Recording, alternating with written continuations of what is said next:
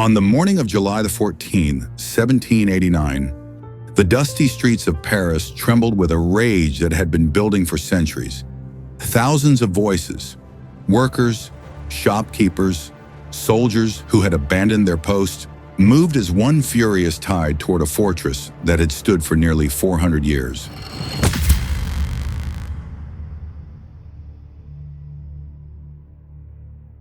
The Bastille, not just any prison. This was a stone monument to absolute power itself. What those revolutionaries didn't realize as they stormed through those gates was that they were igniting a fire that would consume not just France, but reshape the entire political landscape of the modern world. This wasn't just the fall of a prison. This was the moment when divine right met the unstoppable force of ordinary people. It was the moment when the old world was in its death throes, and a new one was beginning to be born. To understand how France reached this breaking point, let's travel back through the dusty pages of time. We must return to a kingdom that looked magnificent on the surface, but was rotting from within. This is the story of how ideas became violence, how hope became terror, and how a revolution meant to liberate became a nightmare that ate its own children. This is the story of transformation at its most brutal and beautiful. I'm Ben, and here on What Remains, together with you, I will try to trace the journey of how we became us by following the fragments left behind. This is the French Revolution, the event that fundamentally changed everything. Picture Paris in 1785. The city is absolutely breathtaking. The Seine glitters in the sunlight. The architectural grandeur is unmatched in all of Europe. In the great halls of Versailles, King Louis XVI sits in rooms so opulent that ordinary people would spend their entire lives trying to comprehend the wealth on display. Mirrors line the walls. Gold adorns every surface. The ceiling frescoes tell grand stories of ancient royal glory and divine favor. Chandeliers dripping with crystals cast light that dances across the marble floors. Gardens stretch for miles. Every room is a testament to flamboyant wealth and the unending divine right of kings. France is the most populous nation in Europe. It is the cultural center of the world. French is the language of diplomacy spoken in every major court, from St. Petersburg to Madrid. Paris sets the fashions, the philosophy, the trends that all of Europe desperately tries to follow. To speak French is to be civilized. To adopt French customs is to claim membership in the educated world. French wine, art, literature, cuisine, these are the markers of sophistication. Yet, in those opulent halls, a question everyone was afraid to ask was quietly awakening. How solid were the foundations of this splendor? The system was fundamentally broken, and intelligent people knew it. To understand what is about to happen, you must understand the structure of French society. It is a system so rigid, so absurd, so obviously unjust, that it seems almost designed to provoke revolution. French society is divided into three rigid estates. Think of it as three separate worlds living in the same kingdom, but operating under completely different rules. I want you to imagine yourself in that time. This is vital if you are to understand how helplessly you would have been swept toward that violence. The first estate is the Catholic Church. About 130,000 people, bishops, priests, monks, nuns scattered across the kingdom. They own roughly 10% of all the land in France, vast agricultural estates, magnificent properties, entire towns and villages that generated enormous wealth year after year. The lands produced grain, wine, and timber that flowed into church coffers. But here's where it gets truly strange. Despite owning this vast wealth, they pay virtually no taxes, none. Zero. The church negotiated voluntary donations with the king, paying far less than any commoner with the same wealth would ever be taxed. It's a system designed to exempt the wealthy from their fair share of the burden. The second estate is the nobility. Perhaps 400,000 individuals scattered across France in their chateaux and country estates. They control another 25% of all the land. They enjoy tax exemptions. They have exclusive hunting rights. Peasants are actually forbidden from hunting on their own land if nobility claims it. They hold all the highest positions in the military. They dominate the church hierarchy, while the children of ordinary people toiled in the fields, condemned to a life of servitude. They sent their own sons to the seats of power and the most lucrative positions. They live in a world of privileges that ordinary people cannot even imagine. Their titles guarantee them power and wealth regardless of merit or ability. And then there is everyone else. The third estate. This is 98% of the French population, about 27 million people. Within this vast category are enormous differences. There are wealthy merchants and bankers who rival the nobility in their fortunes. There are lawyers and doctors and educated professionals who understand the injustice of the system. There are urban workers and artisans who are struggling just to stay alive. And there are millions upon millions of peasants toiling in the countryside, working land they do not own, paying taxes they cannot afford, living lives of quiet desperation and grinding poverty. Despite representing 98% of France's population, the third estate carries the entire tax burden of the kingdom. Let that reality sink in. A tiny sliver of the population, the clergy and nobility combined make up only 2% of France, pays almost no taxes while everyone else pays everything. Everyone else suffers while they enjoy privilege. A merchant in Paris couldn't understand why he paid more taxes than a duke who lived off inherited wealth. A farmer couldn't understand why he fed nobility while his children went hungry. The system had persisted for centuries. Somehow, through tradition and fear and the power of those who benefited, it had endured. But why did it finally collapse in the 1780s? The answer lies in a perfect storm of catastrophes. King Louis XVI inherited the throne in 1774 at just 19 years old. He was not a tyrant in the traditional sense. Contemporary accounts describe him as mild-mannered, deeply religious, genuinely concerned about his people's welfare. He was more interested in locksmithing than statecraft. By all accounts, he was a decent man, trapped in an impossible situation, unprepared for the magnitude of the crisis he inherited. But he inherited a catastrophe, an empty treasury drowning in debt. France had spent enormous sums supporting the American Revolution against Britain. It was a brilliant strategic move, humiliating their ancient enemy, demonstrating that monarchy could be challenged and defeated. But it was an absolute financial disaster. The costs were staggering, and by 1788, half of all government revenue was going to service debt. The kingdom was technically bankrupt. To avoid complete collapse, France needed something that seemed obvious and inevitable: tax reform. The nobility and clergy needed to start paying their share. The system needed to be rebalanced. But every single time a finance minister proposed this, the privileged orders blocked it. The nobility had grown far too accustomed to their tax exemptions. The church had centuries of tradition on its side. They refused to yield. They would lose their privileges before they would help save the kingdom. And then, nature delivered the final blow. The winter of 1788 to 89 was one of the coldest in living memory.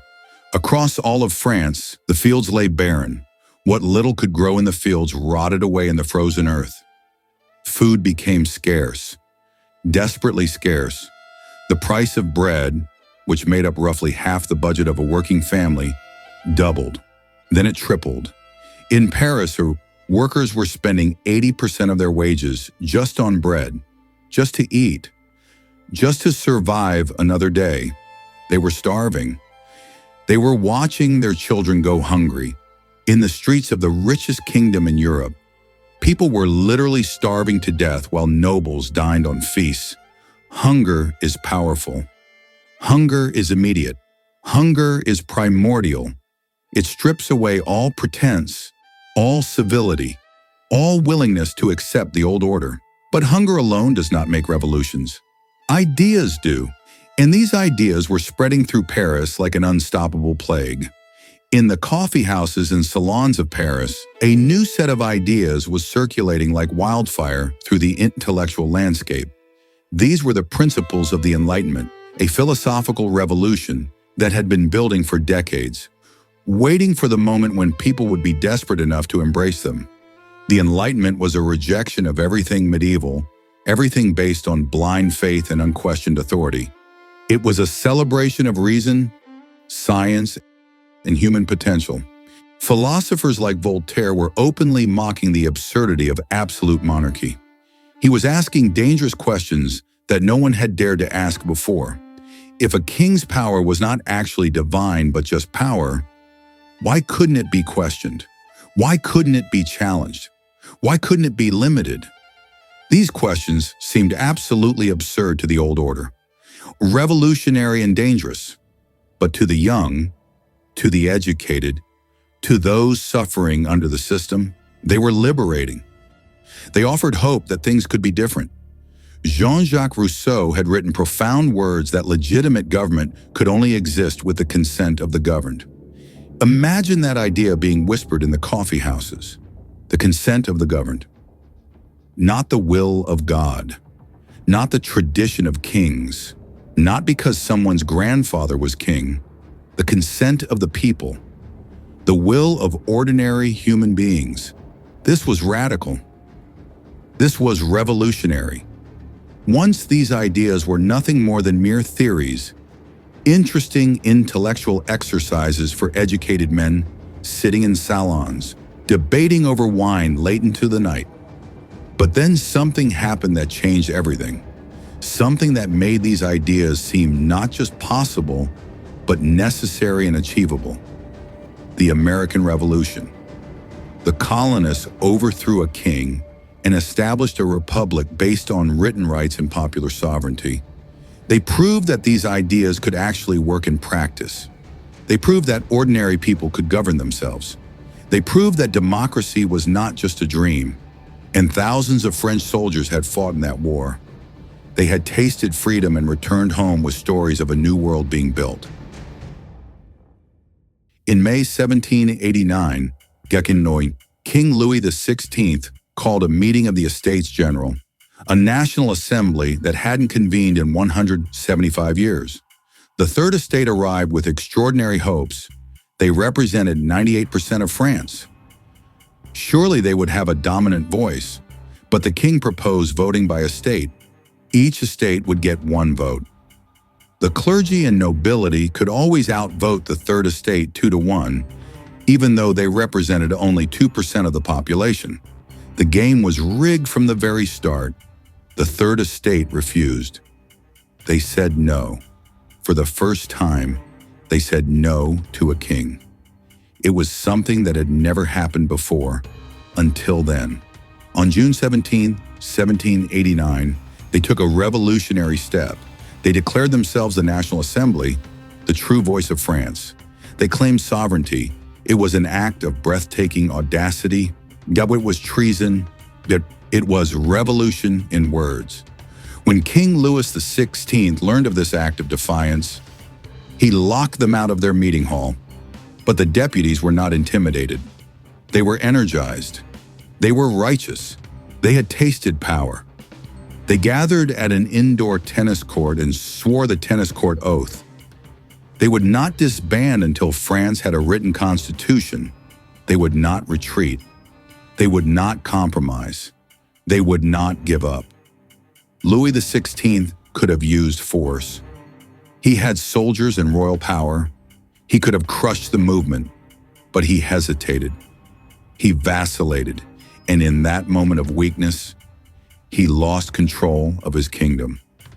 By early July, Paris was on the edge of chaos. Rumors spread. The king was gathering troops. Bread prices soared. People were desperate, angry. Then on July 11th, King Louis XVI dismissed Jacques Necker, his popular finance minister. It was the spark that lit the powder keg.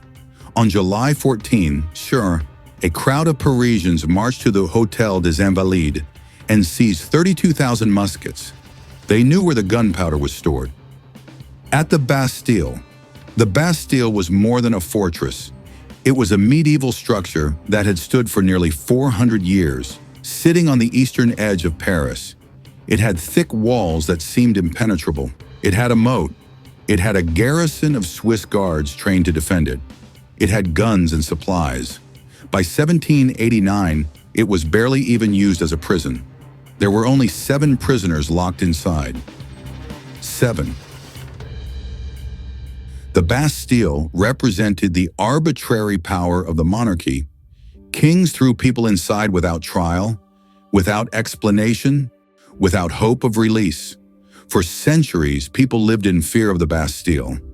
Nobles could have anyone they disliked locked away forever. There were no lawyers and no trials, no appeals. There was only the fortress, and remained in an endless darkness. And now, on July 14th, the crowd was going to liberate it. The governor of the Bastille, Bernard-René de Launay, found himself surrounded by thousands of angry Parisians. He tried to negotiate. He tried to reason with them. He opened the gates to some of them, hoping to appease them. But when soldiers fired on the crowd, killing nearly 100 people in the first volleys, something shifted in the crowd's heart. The crowd didn't retreat. They didn't run away. They didn't accept defeat. Instead, soldiers from the French Guard, men who had abandoned the king to join the people, brought cannons and aimed them at the gates of the Bastille. Delaunay was left with no choice but to surrender. The crowd flooded in. They found only 7 prisoners inside. Only 7. After centuries of symbolism and fear, the Great Bastille held just 7 people. But the symbolism was overwhelming. The fortress had fallen. The crowd dragged Delaunay into the street and murdered him. They mounted his head on a pike and paraded it through the streets of Paris. His head traveled through the city as a symbol of what had happened. The fortress had fallen. The symbol of royal tyranny had fallen. The people had won. And the world would never be the same. When King Louis XVI was told about the fall of the Bastille, he asked, "Is this a revolt?" The aide answered, "No, sire. It is a revolution." In August 1789, the National Assembly issued the Declaration of the Rights of Man and of the Citizen. This was one of the most radical documents ever written. It proclaimed that all men are born free and equal. It declared that citizens have rights that no government can take away. The Declaration announced that the age of absolute monarchy was over. The revolution continued to accelerate. In October, thousands of Parisian women marched on Versailles and forced the royal family to return to Paris. The king was now a prisoner. Over the next 2 years, the National Assembly dismantled the Ancien regime. Feudalism passed into history. Church lands were seized. A new constitution limited the king's powers. They were remaking civilization itself. But this dream was about to turn dark. In 1792, France declared war on Austria and Prussia. Military pressure added fuel to the fire of paranoia. The revolution began to turn on itself. The reign of terror began. Led by Maximilien Robespierre and the Committee of Public Safety, the government identified enemies everywhere. Suspects, counter-revolutionaries, enemies of the people. Anyone not fully committed to the cause. The guillotine worked day and night. First, it executed nobles and clergy who resisted. Then it moved to moderate revolutionaries who disagreed with Robespierre's vision. Then it expanded to ordinary people. 40,000 executed. 300,000 found themselves behind bars. Families were torn apart by denunciations. The revolution had promised liberty and equality and brotherhood. What it delivered was surveillance and fear. In January 1793, King Louis XVI was brought to the Place de la Révolution. The crowd was enormous. The king walked with dignity to the platform. Drums began to roll, as if to drown out his final words. The executioner placed his head in the guillotine. The blade fell with a great groan, as if yielding to the force of gravity. Blood dripped onto the cobblestones. 1,000 years of monarchy had ended on a wooden platform in the middle of Paris. The divine right of kings was dead. But the terror did not stop with the king. It accelerated. It grew. It was devouring more and more people as it went. The revolution had become a nightmare, and there seemed to be no way to wake up from it. The dream of liberty had turned into a reign of death. In 1799, a young general named Napoleon Bonaparte seized power in a coup. He was popular, he was successful, he was strong, and most importantly, he ended the dark nightmare that had descended upon France. He eventually declared himself Emperor of France. So the revolution that had overthrown a king had ended with a military dictator who crowned himself emperor. Had the revolution failed? In some ways, yes.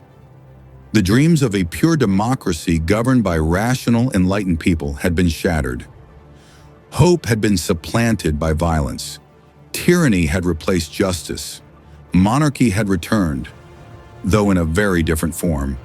But here is what is crucial. The ideas unleashed in 1789 could not be put back in the bottle. They were impossible to erase from memory. They could not be suppressed. The Declaration of Rights became a template for democratic movements worldwide. The French Revolution proved that ordinary people could overthrow a centuries-old system and remake society according to new principles. It demonstrated both the incredible power and the terrible danger of revolutionary change. Since then, our political language of left and right stems from the French Revolution, referring to where deputies sat within the National Assembly.